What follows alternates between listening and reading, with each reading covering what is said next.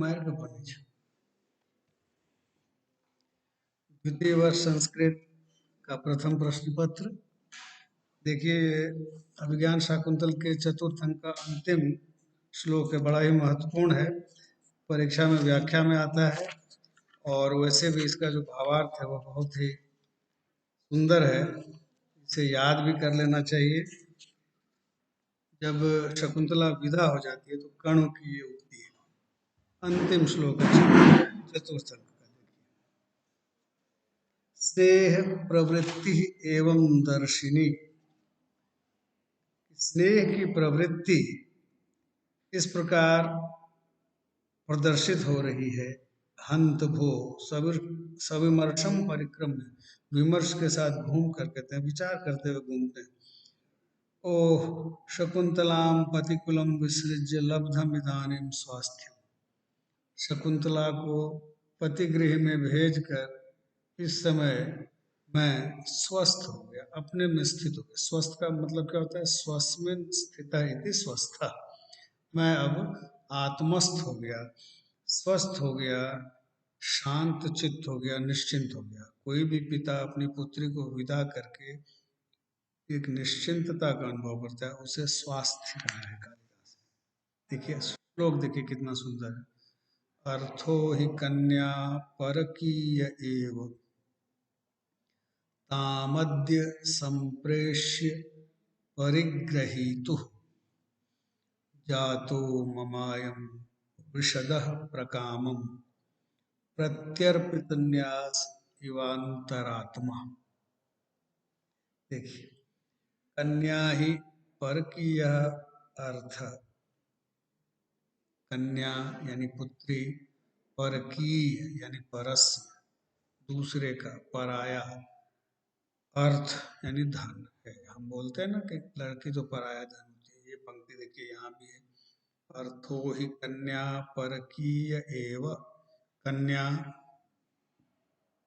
परकीय अर्थ है यानी पराया धन है। अद्यताम परिग्रहीतु संप्रेष्य, आज उसे परिग्रहीतु, परिगृहीता का पंचमी और षष्ठी का एक वचन है, परिग्रहीतु।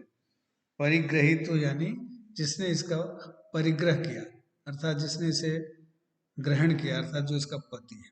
आज इसे पति के हाथों में या पति के पास संप्रेष्य भेज कर, मम अयम अंतरात्मा, मेरी यह अंतरात्मा, प्रत्यर्पित न्यासः इव प्रकामम विशदः जातः। प्रकामम अत्यधिकम, विशदः निर्मलम या निर्मलः, मेरी यह आत्मा निर्मल हो गई, स्वच्छ हो गई। पति के घर भेजकर इसे आज मेरी आत्मा बिल्कुल प्रसन्न हो। आत्मा संस्कृत में पुल्लिंग है, इसलिए कहा विशदः, अंतरात्मा विशदः जाता, प्रसन्न जाता, मेरी आत्मा प्रसन्न हो गई। किस प्रकार से? उदाहरण दिया, प्रत्यर्पित न्यास इव। न्यास कहते हैं धरोहर को। जैसे मान लीजिए किसी ने आपको या मुझे कोई वस्तु कुछ दिनों तक रखने के लिए दी, जो कि वह बाद में ले लेगा, उसे न्यास कहते हैं। जैसे मैं गाय पालता हूँ, मैं तीर्थ यात्रा पर जाना चाहता हूँ, तो गाय को कैसे ले जाऊंगा अपने साथ? तो मैं अपने पड़ोसी से कहूँगा, भैया ऐसा है कि मैं तो तीर्थ यात्रा के लिए जा रहा हूँ, 15 दिन या 1 महीने बाद वापस आऊँगा, तब तक ये गाय मैं तुम्हें सौंप रहा हूँ, तुम अपनी गायों के साथ इसे रखना, और जब मैं आऊँगा मैं तुमसे ले लूँगा। और वो रख लेता है, ठीक है। तो वह जो गाय उसको दी, वह गाय न्यास हो गई। न्यास कहते हैं धरोहर। कोई भी वस्तु जो किसी के पास रखी जाती है कुछ समय के लिए उसे न्यास कहते हैं। उसी प्रकार पुत्री भी न्यास है। पुत्री को भी एक दिन हमें किसी योग्य वर को किसी दूसरे घर में भेजना होता है। तो जब तक हमारे पास है, वह मान लीजिए वह उसकी धरोहर है हमारे पास, हमने कुछ समय के लिए उसको रखा। पिता या परिवार का अपनी पुत्री के प्रति इतना ही होता है, स्नेह तो आजीवन रहता है, लेकिन वो रहती है अपने पिता के घर में पति के न्यास के। और जब मान लीजिए आप तीर्थ यात्रा से वापस आ जाते हैं और पड़ोसी आपको आपकी गाय वापस कर देता है कि अब आप अपनी गाय ले जाइए, उस समय पड़ोसी का मन बिल्कुल निश्चिंत हो जाता है। क्यों? क्योंकि अपने धन की सुरक्षा से ज्यादा चिंता पराये धन या पराये न्यास की होती है। गाय आपके पास भी होगी, लेकिन अगर पड़ोसी ने भी आपको अपनी गाय दे दी तो आप रात को उठ करके भी देखेंगे कि अरे उसकी गाय बंधी हुई है कि नहीं। अपनी गायों से अधिक चिंता आप उसकी करेंगे। क्यों? क्योंकि उसने विश्वास से आपको यह धरोहर सौंपी है। उसी प्रकार पुत्री के साथ है, पुत्री भी किसी न किसी का न्यास है आपके, उसे एक दिन पति को सौंपना है। तो कहा जातो ममायम विशदः प्रकामम प्रत्यर्पित न्यास इवांतरात्मा। मेरी अंतरात्मा उस व्यक्ति के चित्त के समान स्थिर और शांत हो गई है जिसने अपना न्यास किसी को वापस सौंप दिया है।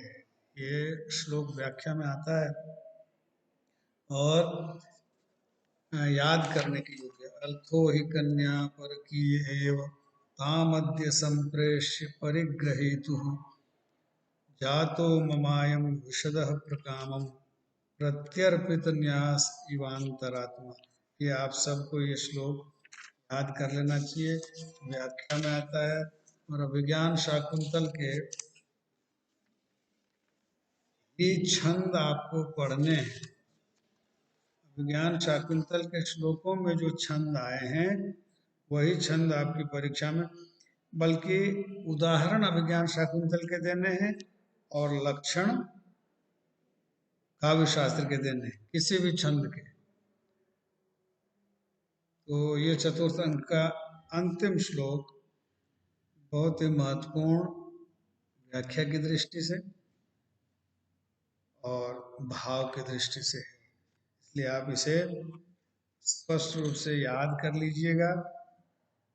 और जैसे ये अर्थो ही कन्या पर की एव जो है, इसमें छंद दे रखा है इंद्र वज्रा छंद। जब आप इंद्र वज्रा छंद परीक्षा में आपसे पूछा जाएगा तो उसका लक्षण लिखेंगे, स्याद इंद्र वज्रा यदि तौ जगौ गह, ये उसका लक्षण है इंद्र वज्रा। अर्थात इस छंद के प्रत्येक चरण में तगण 2 बार, एक बार जगण और अंत में 2 गुरु वर्ण आते हैं। कुल 11 अक्षर होते हैं। ये गणना करनी पड़ती है मात्राओं की, गुरु लघु की। और यह जो श्लोक है यह इंद्र वज्रा का ही उदाहरण। तो आप लक्षण के साथ जब किसी श्लोक को तैयार करें तो उसमें उसका छंद भी ढूंढकर उसका लक्षण लिख लें और उसमें मात्राओं की गणना सीख लें कि कहाँ गुरु होता है, कहाँ लघु होता है, और फिर आप उस छंद को, उस लक्षण को उस श्लोक पर घटा दें, आपको पूरे अंक मिलेंगे। तो ये इस श्लोक के साथ इंद्र वज्रा छंद है। इसकी व्याख्या आप अच्छी तरह तैयार करेंगे कि कन्या पराया धन होती है, उसे आज उसके पति के घर भेजकर मेरी अंतरात्मा उसी प्रकार निश्चिंत और प्रसन्न हो गई है जैसे कोई व्यक्ति किसी की धरोहर लौटाकर अनुभव करता है। ये इसका अर्थ है, ये इसकी व्याख्या है। और ये चतुर्थ अंक यही समाप्त हो जाते हैं। यानी शकुंतला पतिगृह के लिए निकल चुकी है, हस्तिनापुर के लिए वहां से प्रस्थान कर चुकी है। शार्ंगरव, शारद्वत और गौतमी के।